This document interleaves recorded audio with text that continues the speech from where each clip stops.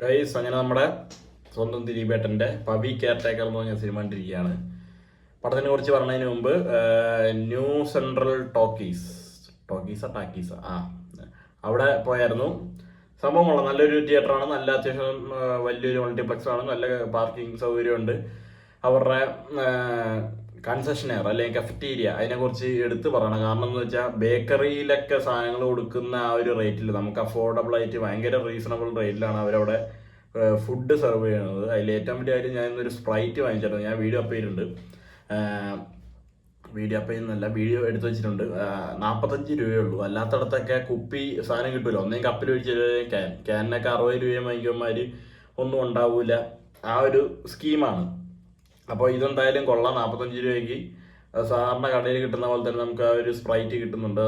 നല്ല കാര്യമാണ്. പോപ്കോണിനൊക്കെ 50 ഒക്കെയാണ് വരുന്നതെന്നാണ് എനിക്ക് തോന്നുന്നത്. അതെന്തായാലും അഫോർഡബിൾ ആണ്. പിന്നെ സ്ക്രീനെ കുറിച്ച് പറയാനാണെങ്കിൽ സ്ക്രീൻ 2K ആണ്. പഴയ QB പ്രൊജക്ഷൻ്റെ 2K സ്ക്രീനാണ്. അത് അവർക്ക് വേണമെങ്കിൽ ഒന്ന് അപ്ഗ്രേഡ് ചെയ്യാം. കാരണം എല്ലായിടത്തും ഇപ്പോൾ 4K ആയ സ്ഥിതിക്ക് അവരവിടെ 2K വെച്ചുകൊണ്ടിരുന്നിട്ട് വലിയ കാര്യമുണ്ടെന്ന് എനിക്ക് തോന്നുന്നില്ല പേഴ്സണലി. സൗണ്ട് പൾസിൻ്റെ 7.1 സിസ്റ്റമാണ് ഞാൻ കണ്ട സ്ക്രീൻ 3ൻ്റെ അങ്ങനെയാണ്.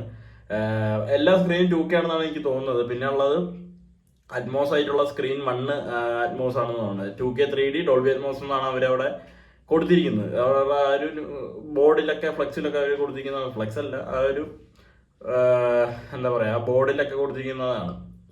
അപ്പോൾ സ്ക്രീൻ 1 ഒരു പടം കണ്ടാൽ കൊള്ളാമെന്നുണ്ട്. എപ്പോഴും സമയം കിട്ടുകയാണെങ്കിൽ പോയി നോക്കണം. കുറച്ച് ദൂരമുണ്ട്, അതാണ് ഒരു പ്രശ്നമുള്ളത്. 10 കിലോമീറ്ററൊക്കെ പോകാമെന്ന് വെച്ച് കഴിഞ്ഞാൽ എപ്പോഴും നമ്മൾ വനിതയിലൊക്കെ പോകുമ്പോൾ ശരി തന്നെ, എന്നാലും ആ ഒരു ഏരിയയിലേക്ക് അങ്ങ് ചെന്ന് കയറാൻ കുറച്ച് ബുദ്ധിമുട്ടാണ്. അപ്പോൾ പടത്തിനെ കുറിച്ച് പറയാം. This is only my personal opinion. സംഭവം എനിക്ക് സത്യം പറഞ്ഞാൽ ഇഷ്ടപ്പെട്ടു എന്ന് തന്നെ പറയേണ്ടി വരും. ഒരു വാച്ചബിൾ മൂവി, ഡീസൻറ്റ് മൂവി. എനിക്ക് ഒറ്റ കൺസേണേ ഉണ്ടായിരുന്നുള്ളൂ ഞാൻ പടം കാണാൻ പോയപ്പോൾ. പഴയ പടങ്ങൾ, പ്രീവിയസ് ഫിലിംസ്, ബാണ്ട്ര, തങ്കമണി, സത്യനാഥൻ, പിന്നെ എന്തിനാ മറ്റേതുണ്ടല്ലോ, കേശു വാശു എന്നൊക്കെ പറഞ്ഞ പടങ്ങൾ, ഇതിനൊക്കെ കാര്യം ബെറ്റർ ആയിട്ട് തോന്നണം എന്നുള്ളൊരു കൺസേൺ എനിക്ക് ഉണ്ടായിരുന്നുള്ളൂ. അതങ്ങനെ കിട്ടി എനിക്ക്. അൺഫോർച്ചുനേറ്റ്ലി എനിക്ക് അങ്ങനെ കിട്ടി. അത് വളരെ നല്ല കാര്യം. ആൻഡ് ദിലീപ് ഏട്ടൻ has acted fantastically in this movie. ഞാൻ പറയണ പോലെ പഴയ ചേഷ്ടകളൊന്നും വന്നിട്ടില്ലെങ്കിലും പുള്ളി നല്ല രീതിയിൽ പടത്തിനെ കൊണ്ടുപോയിട്ടുണ്ട്. നമുക്ക് ഒട്ടും ബോറടിപ്പിക്കാത്ത രീതിയിൽ പുള്ളി കൊണ്ടുപോയിട്ടുണ്ട്. 2.5 മണിക്കൂറുള്ള പടമാണ്.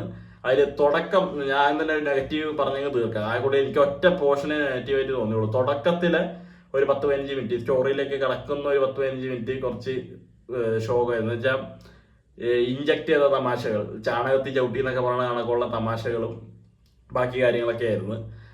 അത് കഴിഞ്ഞൊരു കിച്ചൺ എന്തായിരുന്നു, ആരുടെ മരപ്പട്ടി അതിനെ പിടിക്കുന്ന ഒരു സീനുണ്ട്. എൻ്റെ ദൈവമേ, അത് ചിരിച്ച് ചത്ത. അവിടം തൊട്ട് പടം ഒന്ന് ഓണായി സത്യം പറഞ്ഞാൽ. പിന്നെ ഫസ്റ്റ് ഹാഫിൻ്റെ ഒരു പകുതിയൊക്കെ ആകുമ്പോഴത്തേക്ക് നമ്മുടെ ബോഡി ഗാർഡ് റെഫറൻസിൽ വരുന്ന ഒരു റൊമാൻറ്റിക് ട്രാക്ക് വരുന്നുണ്ട്.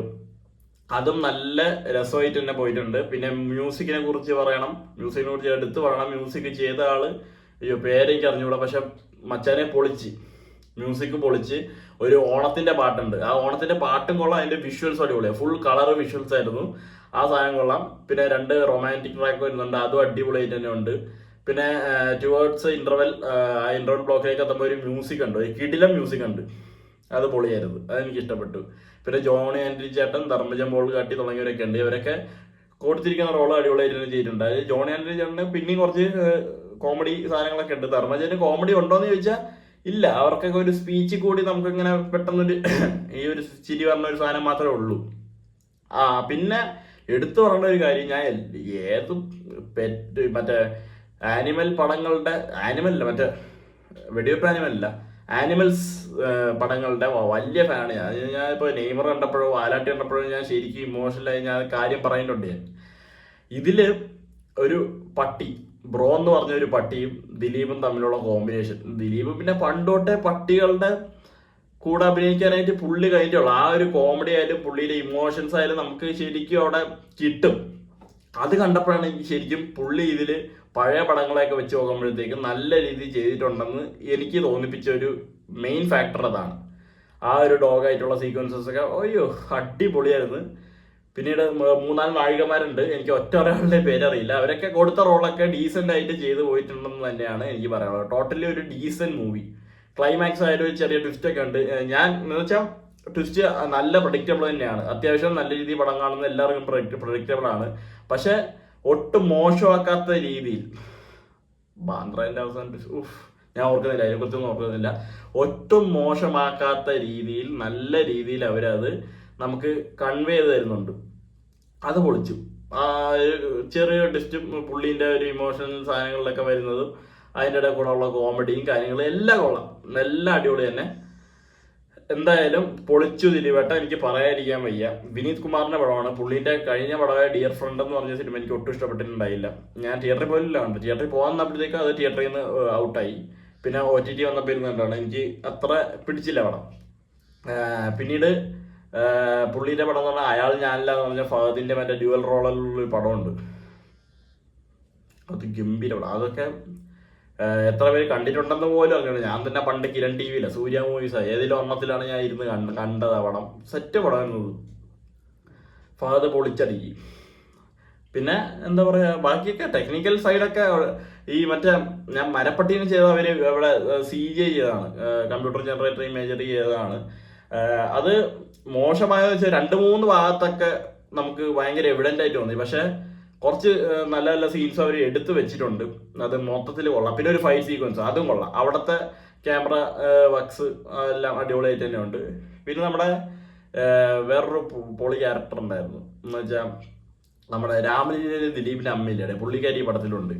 പുള്ളിക്കാരി അടിപൊളിയായിട്ട് തന്നെ കൊടുത്ത ഒരു റോള് നല്ല രീതിയിൽ ചെയ്തു പോയിട്ടുണ്ട്. പിന്നെ നമ്മളെ ഹൃദയത്തിലെ മറ്റേ കേദാർ കമലേഷ് എന്ന് പറഞ്ഞ മച്ചാൻ, എനിക്ക് പേരറിഞ്ഞൂടാ, ആരുടെയും പേരറിഞ്ഞൂടാ, ഐ എം റിയലി സോറി. പുള്ളി പടത്തിലുണ്ട്, പുള്ളിക്കും കുറച്ച് റോളുണ്ട്, പുള്ളി നല്ല രീതിയിൽ ചെയ്തു പോയിട്ടുണ്ട്.